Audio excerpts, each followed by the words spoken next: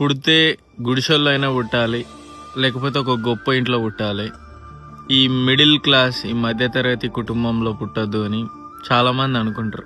మధ్యతరగతి కుటుంబంలో పుట్టిన వాళ్ళు ఎవరైనా సరే, ఈవెన్ నాది కూడా ఒక మిడిల్ క్లాస్ ఫ్యామిలీ, ఎవరైనా సరే వాళ్ళు చాలా లక్కీ.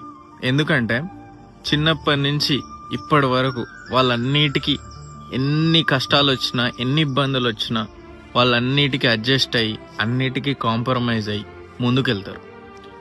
చిన్నప్పుడు స్కూల్ ఫీజు కట్టలేదని చెప్పి లీస్ట్ ఉండే, దాంట్లో నా పేరు ఉండే. ఒక్కొక్కసారి స్కూల్ బస్ డ్రైవరు మమ్మల్ని స్కూల్ ఫీజు కట్టలేదని చెప్పి దింపేసి ఉండే.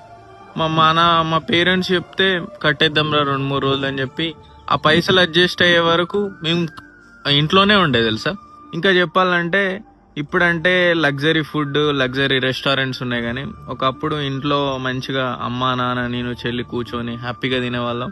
అప్పుడప్పుడు ఒకసారి నాన్న బిర్యానీ తెచ్చేవాడు. ఆ బిర్యానీలో 2 పీసెస్ వచ్చేటి, ఇంత రైస్ వచ్చేది. ఒక పీస్ అయితే నాకే పెట్టేది మా అమ్మ, ఇంకో పీస్లో అమ్మ కొంచెం, చెల్లె కొంచెం. మా నాన్న మాత్రం ఆ రైస్ తోటి, ఆ వచ్చిన సూప్ తోటే తినేది.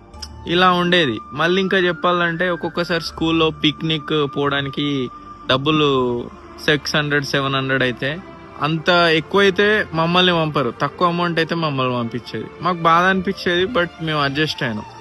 ఇంకా అంటే మా ఇంట్లో అన్ని ఫెసిలిటీస్ లేవు, బట్ ఒక్కొక్కసారి కరెంట్ బోర్డులో చీపురు పుల్లలు పెట్టి లైట్లు వెలిగించిన రోజులు ఉన్నాయి. గ్యాస్ అయిపోతే కట్టెల పొయ్యి మీద వండి పంపించిన రోజులు కూడా ఉన్నాయి. ఈ ప్రతి ఫ్యామిలీలో ఉంటాయి.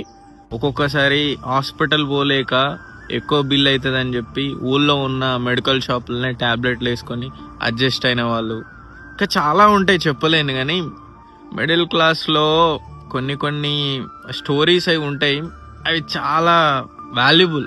అలాంటి డేస్, అలాంటి ఫ్యామిలీస్ ఎన్నో ఉన్నాయి. నా ఫైనల్ పాయింట్ ఏంటిదంటే, ప్రజెంట్ జనరేషన్లో అడ్జస్ట్ అవ్వడం, లేకపోతే కాంప్రమైజ్ అవ్వడం, లేకపోతే ఇంట్లో ఈ ఫెసిలిటీస్ లేకపోతే, మంచి కూర లేకపోతే, మంచి బట్టలు లేకపోతే, ఇంకా బర్త్డే పార్టీలు గ్రాండ్గా సెలబ్రేట్ చేసుకోకపోతే అసలు దేనికి అడ్జస్ట్ కారు. అసలు కష్టాలు వస్తే తట్టుకోలేరు. ఫస్ట్ ఇంకేదో సర్దమని అనుకుంటారు, కానీ కష్టాలని ఫేస్ చేయలేరు. ఏది ఉన్నా లగ్జరీగా బతకాలి, బ్రాండ్గా ఉండాలి, గ్యాడ్జెట్స్ గట్టిగా ఉండాలి, మంచి పెద్ద సర్కిల్ ఉండాలి, లక్షల డబ్బులు ఉండాలి, ఇదే అనుకుంటారు.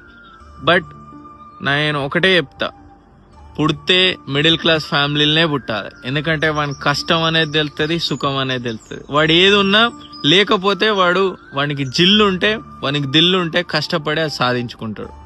That's all for today. Bye.